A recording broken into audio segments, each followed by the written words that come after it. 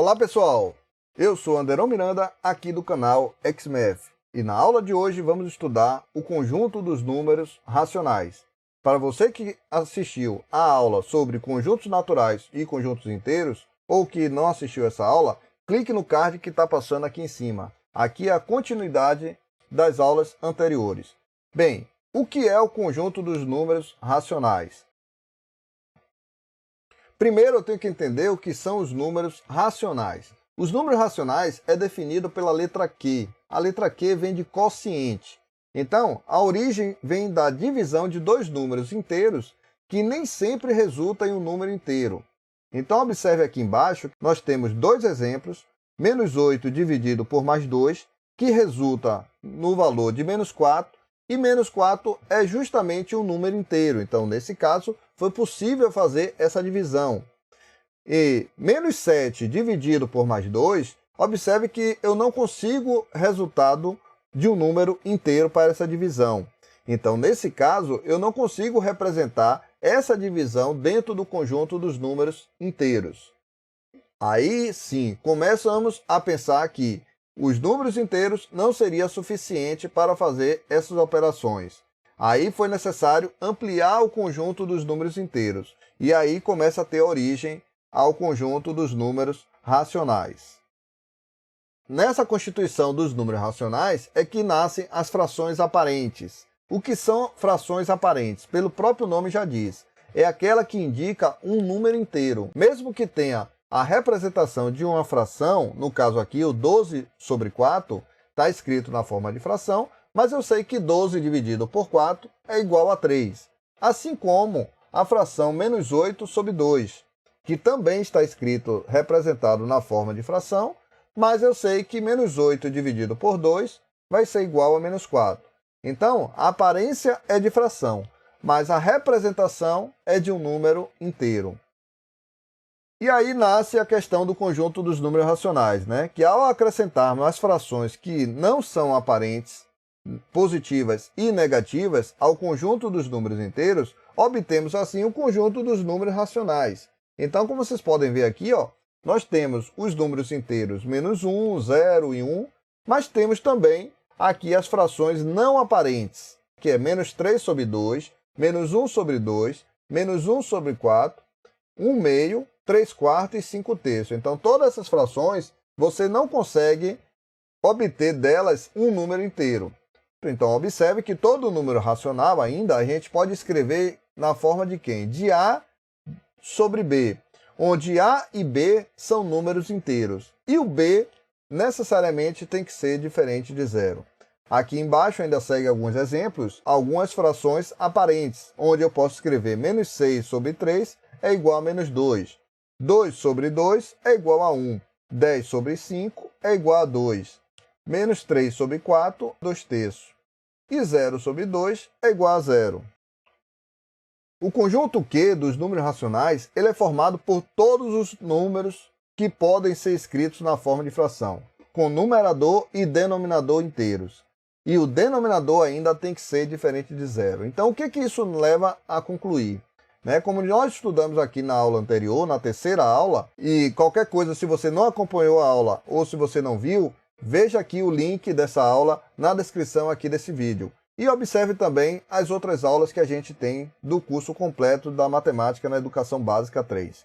Mas olha o que nós temos. Nós temos que o conjunto dos números racionais ele vai englobar todos os números inteiros e todos os números naturais. Assim como os números inteiros também já englobou todos os números naturais. Então, observe aqui pela diagramação que a gente tem, o diagrama de Venn, onde você tem que o conjunto N ele está contido, ele está dentro do conjunto dos números inteiros, e esse, por sua vez, está dentro do conjunto dos números racionais. Agora, com os números racionais, nós podemos sim efetuar divisões que eram impossíveis só com números inteiros. Então, por exemplo, em 17 dividido por 9, não resultaria isso em um número inteiro. Então, não era possível fazer dentro do conjunto dos números inteiros essa divisão.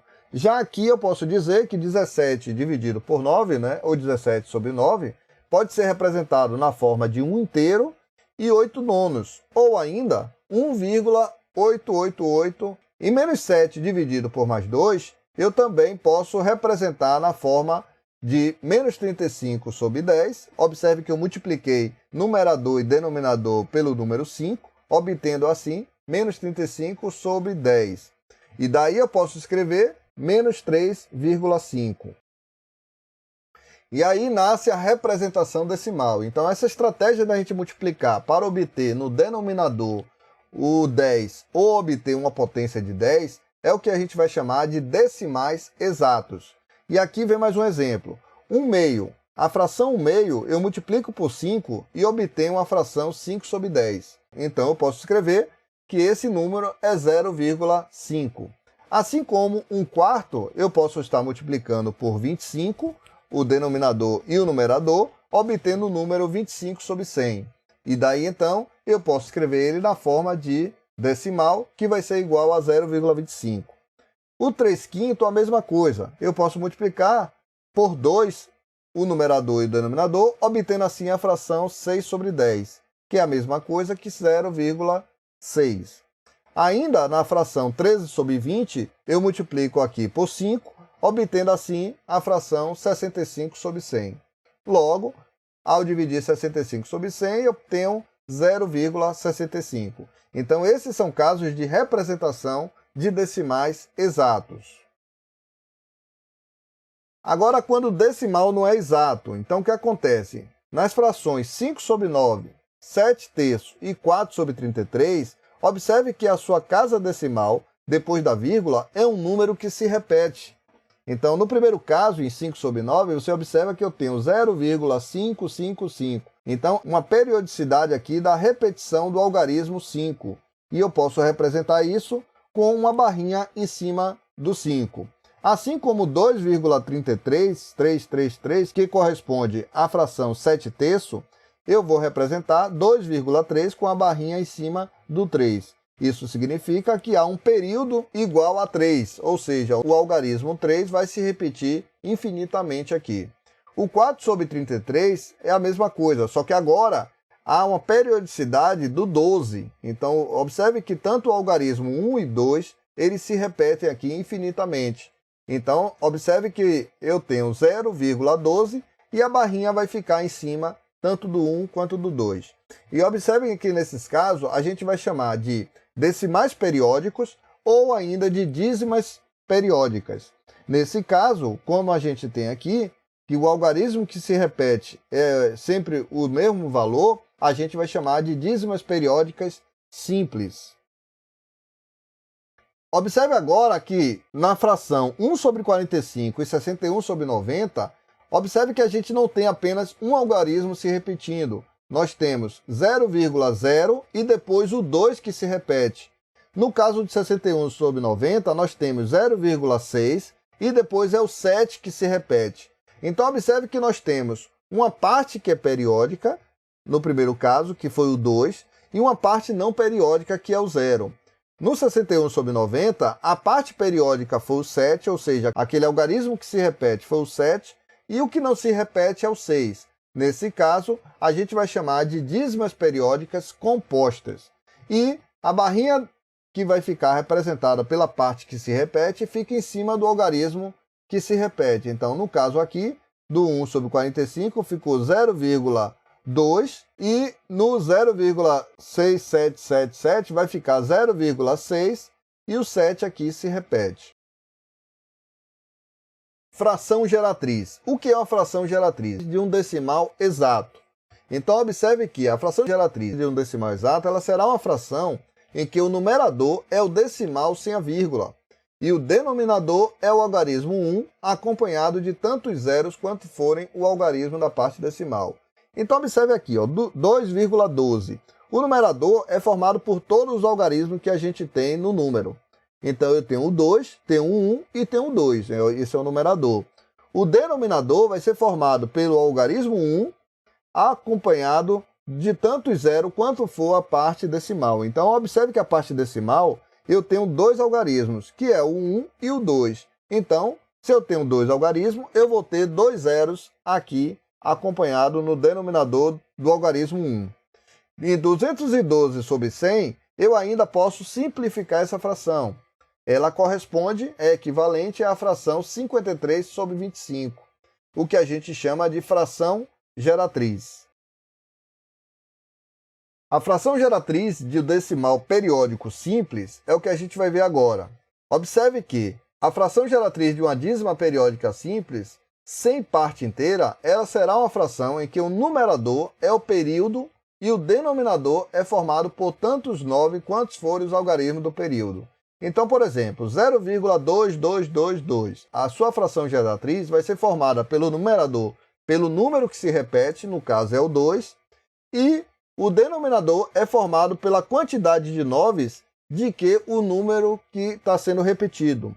Então, no caso, o 2 é apenas um algarismo, então eu só fico apenas com um 9. No outro caso aqui, da letra B, eu tenho 0,414141 e por aí segue.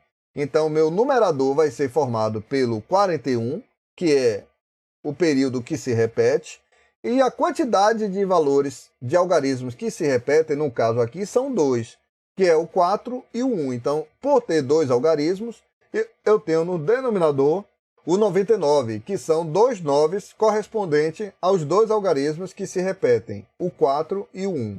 Observe ainda que a gente tem uma equaçãozinha de como descobrir qual a fração geratriz de uma dízima periódica simples. Então, observe que eu posso chamar o número de x, eu chamei aqui 0,222 de x, multiplico ambos os membros por 10, a partir daí eu separo a parte inteira da parte decimal, e multiplicando aqui, resolvendo a equação, nós chegamos ao valor da geratriz, da fração geratriz, que é 2 sobre 9.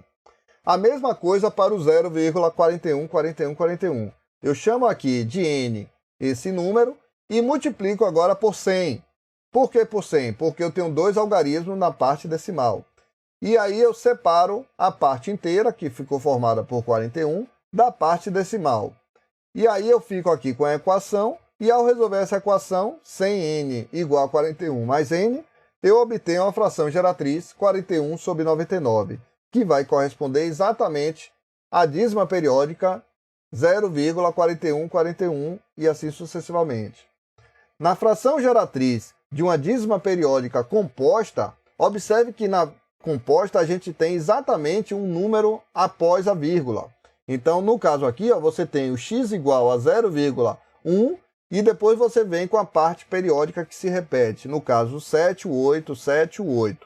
Então, o que a gente faz? Primeiro, a gente multiplica por 10 para tirar esse 1 da parte decimal, né? Depois da vírgula. Então, passa a ser 10x igual a 1,78. E aí, ela agora fica como se fosse uma dízima simples. Fica o 1 separado mais 0,7878. Como nós já sabemos que 0,787878 é igual a 78 sobre 99, pois pegamos o período, o valor que se repete, no caso o 7 e o 8, e ele é o numerador. E o denominador é formado pela quantidade de algarismos que tem na parte decimal. Então, no caso, como eu tenho o 7 e o 8, eu tenho 2 algarismos. Então, eu vou colocar 2 noves no denominador dessa fração. Então, eu fico agora com 10x igual a 1, que era a parte inteira, mais 78 sobre 99. Resolvendo essa equação, nós chegamos aqui à fração geratriz do número 0,1787878 vai ser igual a 177 sobre 990. Agora, o que nós chegamos a concluir? Que se um decimal periódico apresentar uma parte inteira, o procedimento é o mesmo que a gente fez com a parte decimal, seja simples ou composta, pois ao final nós vamos acrescentar essa parte inteira. Então observe aqui, você tem 2,3333 e eu separo a parte inteira, então vai ficar 2 mais, e aí segue a parte decimal, ou seja, 0,3333. Como nós já sabemos que 0,3333 é a mesma coisa que 3 sobre 9, pois eu tenho o 3, é o algarismo que se repete, ele fica no numerador, e como só tem um algarismo que se repete, eu tenho no denominador apenas um 9. E aí eu fico com a resolução aqui dessa fração com esse número inteiro, gerando assim a fração geratriz do número 21 sobre 9.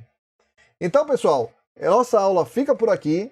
E se você quiser saber mais sobre números e conjuntos numéricos, não deixe de ver nossa próxima aula, que vamos ampliar o conjunto dos números racionais para o conjunto dos números reais. Então a nossa próxima aula será sobre conjunto dos números reais.